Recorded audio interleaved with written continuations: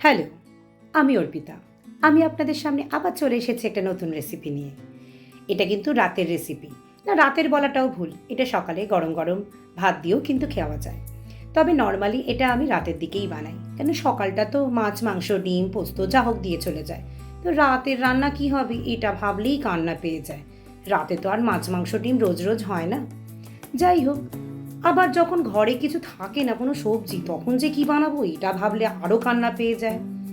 যাই হোক, আজকে আমি একটা বাড়িতে দুটো বেগুন ছিল, ভাবলাম একটু বেগুনের ভর্তাই করে নিই। যখন কোনো কিছুই থাকে না বাড়িতে, তখন ওই বেগুন আর সামান্য পেঁয়াজ, আদা, রসুন এইটুকুনিই ভরসা থাকে। বেগুনগুলোকে আমি মধ্যিখান থেকে দুভাগে কেটে নিয়েছিলাম, কেন বেগুনের ভেতর পোকা থাকতে পারে, তো পোকা সমেত কি আবার পুড়িয়ে ফেলবো বলুন।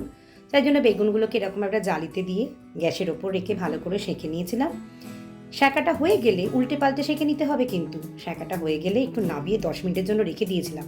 গরম অবস্থায় গুলো ছ্যাঁকা খেয়ে যাবো যে। একটু পরে যখন ঠান্ডা হয়ে গেল, তখন এই বেগুনের মুন্ডুগুলো কেটে বাদ দিয়ে দিতে হবে।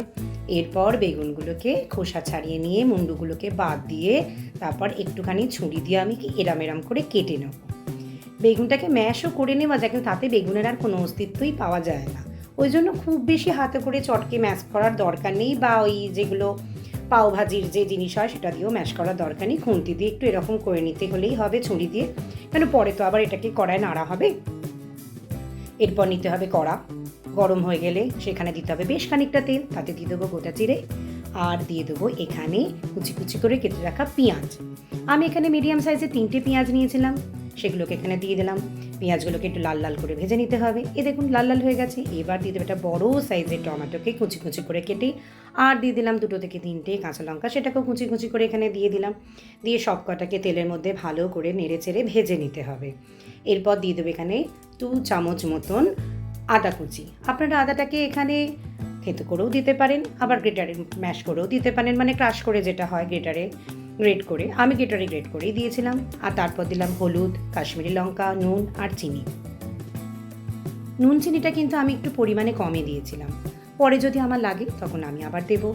এরপর সবকটাকে ভালো করে কষিয়ে যখন তেলটা একটু বেড়ে আসবে, তখন কিন্তু এখানে দিয়ে দিতে হবে আমাদের সেই বেগুনটাকে দিয়েও ভালো করে এখানে মিশিয়ে নিতে হবে। বেগুনটা কিন্তু আগেই আমাদের পোড়ানো, আর মশলাগুলো আগে বেশ ভালো কষানো হয়ে গেছিলো, তাই বেগুন ভর্তাটা হতে কিন্তু বেশি টাইম নেবে না, চট জলদি হয়ে যাবে।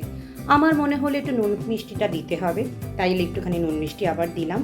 আর দিতে হলে কাঁচা তেল। এরপর যেটা দেবো ওপর থেকে ধনে পাতা ছড়িয়ে।